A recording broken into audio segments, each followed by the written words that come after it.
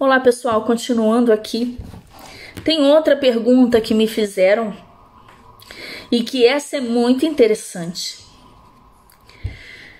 Se Jesus intercede por nós diante do Pai, por que ele necessitaria de uma terceira pessoa para interceder por nós? Jesus não é suficiente? Será? Por que ele precisa de outro intercessor se ele já é intercessor? Por que ele precisa de outro consolador se ele já era consolador? Interessante. Aí eu respondo com outra pergunta. Por que o Pai precisou do Filho para criar todas as coisas? Ele não é todo-poderoso? Ele não é suficiente? Porque a Bíblia diz que sem ele nada do que foi feito se fez. O Pai precisou do Filho porque o Filho é o poder do Pai. Mas por que o Pai precisa do Filho? Da mesma forma que o Filho precisa do Espírito Santo. E da mesma forma que nós sem ele também não somos nada. Vamos lá. João capítulo 5. No versículo 19, diz assim: Mas Jesus respondeu e disse-lhes: na verdade vos digo que o Filho por si mesmo não pode fazer coisa alguma, se o não vir fazer o Pai. Se o não vir, ok? Condicional do verbo vir. Se o não vir fazer o Pai, porque tudo quanto ele faz, o Pai, o Filho o faz igualmente. Tá vendo? O Pai é maior que o Filho, sim. Viu? Sem o Pai, o Filho não pode fazer nada. Muito bem.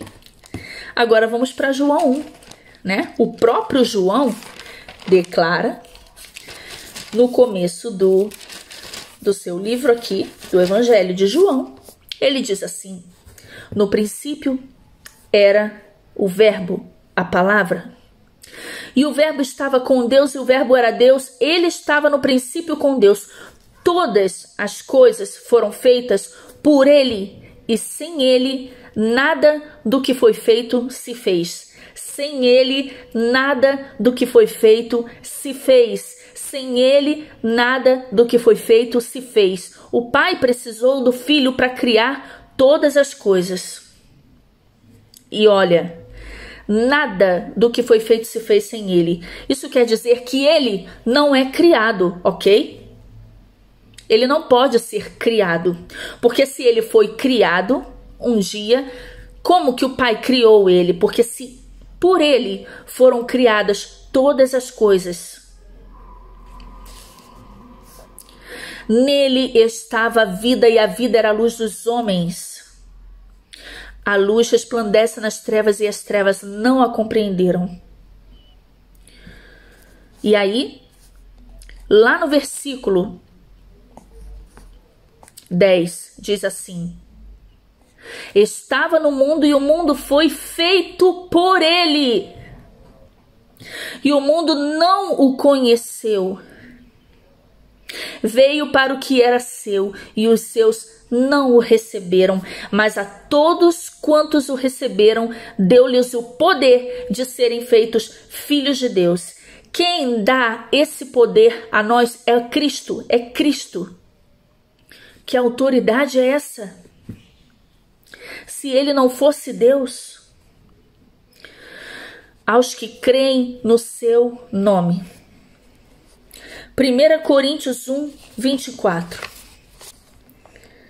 Mas para os que são chamados, tanto judeus como gregos, lhe pregamos a Cristo, poder de Deus e sabedoria de Deus. Porque a loucura de Deus é mais sábia do que os homens, e a fraqueza de Deus é mais forte do que os homens. Gênesis 1, ele diz: no princípio criou Deus os céus e a terra. No princípio. Que no princípio é esse? Não é um indicativo de tempo somente, não. No princípio é que Deus criou todas as coisas através desse princípio, e o princípio é Cristo. Ele diz lá em Apocalipse: eu sou o alfa e o ômega, o princípio e o fim, o primeiro e o último. E isso é indicativo de eternidade. Isso não é que ele foi o primeiro a aparecer, não. Ele é eterno com o Pai. No princípio, criou Deus os céus e a terra. Outra coisa, meus irmãos, Deus aqui no Gênesis 1, né? É Elohim, uma palavra no plural. Mas não são 2 deuses ou 3 deuses ou sei lá quantos deuses. É uma palavra plural, mas se você observar o verbo concordando com o sujeito Elohim, o verbo criar está na terceira pessoa do singular. Ele criou. Elohim, plural, criou. Ele não diz Elohim criaram, não.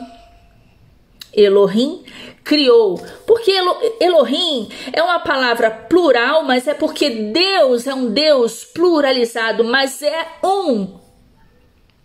Porque senão estaria escrito Elohim criaram. Não. Ele é um. Mas são 3 pessoas, mas é um. É um Deus. E o Espírito de Deus se movia sobre a face das águas. Já lá em Gênesis 1 você vê as 3 figuras ao mesmo tempo na mesma cena, né? Aí, lá em João, olha só que interessante. Lá em João, vamos voltar para João. No capítulo 6, ele diz assim, ó, lá no versículo 65, e dizia: por isso eu vos disse que ninguém pode vir a mim, se por meu Pai não lhe for concedido. E em João 6:44, ele diz assim: ninguém pode vir a mim, se o Pai que me enviou o não trouxer, e eu o ressuscitarei no último dia. Então, peraí. Ninguém pode vir a mim se o Pai não o trouxer. Vê a dependência de um com o outro. E no 65, por isso eu vos disse que ninguém pode vir a mim, se por meu Pai não lhe for concedido. Percebe que há a dependência do filho, certo? A dependência do pai pelo filho. Mas em João capítulo 10, versículo 18, olha que interessante. Jesus diz assim: ninguém me tira de mim, mas eu de mim mesmo a dou. Tenho poder para a dar e poder para tornar a tomá-la. Este mandamento recebi de meu Pai. Por isso o Pai me ama, porque dou a minha vida para tornar a tomá-la. No versículo 17. Ele diz: eu tenho o poder de dar a minha vida e tornar a tomá-la. Ou seja, de ressuscitar novamente. Quem venceu a morte foi ele. foi Cristo. Ah, mas diz o Pai o ressuscitou, sim. E aqui ele está dizendo que ele mesmo toma de volta a sua vida. Então, quando alguém diz, está escrito, nós respondemos, e está escrito. Jesus tem o poder para dar e tomar a sua vida de volta. E ainda diz que ele tem o poder também de nos ressuscitar no último dia. Quem vai fazer isso é ele. Apocalipse 1:8. Em Apocalipse 1, e para fechar, ok? Eis que vem com as nuvens, versículo 7. E todo olho o verá, até mesmo os que o transpassaram, e todas as tribos da terra se lamentarão sobre ele. Sim, amém. Eu sou o Alfa e o Ômega, o princípio e o fim, diz o Senhor, que é e que era e que há de vir, o Todo-Poderoso. Ele é o Todo-Poderoso. Ele é o poder de Deus e a sabedoria de Deus, como diz lá em 1 Coríntios. Todas as coisas foram feitas por meio dele, porque o Pai não podia criar nada sem ele, porque ele é o poder de Deus. Entenda a unidade. Unidade. Cada um com uma função, uma unidade e um Deus. Amém? Fiquem com Deus. Até a próxima.